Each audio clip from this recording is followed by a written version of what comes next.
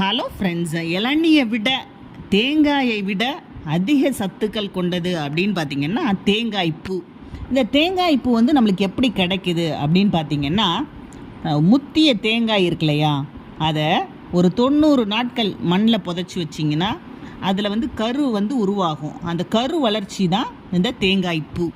இது வந்து நம்ம இளநீர் இருக்கு இல்லையா, அந்த தண்ணியெல்லாம் நம்மளுக்கு இந்த பூவாக மாறுது இல்லையா, அதனால் அந்த இளநீரை விட சாதாரணமாக ஒரு தேங்காய் இருக்கும் இல்லையா, அதுக்குள்ளே தேங்காய் தண்ணி இருக்கும், அதை விட இந்த தேங்காய் பூவில் வந்து மொத்த சத்துக்களும் அடங்கியிருக்கு. இது பல்வேறு நோய்களை குணப்படுத்தக்கூடியது, இன்சுலின் சுரப்பை தூண்டக்கூடியது, குடல் சார்ந்த பிரச்சனைகளுக்கும் ஒரு சிறந்த தீர்வு, சிறுநீரகம் சார்ந்த பிரச்சனைகளுக்கும் ஒரு சிறந்த தீர்வளிக்கிறது.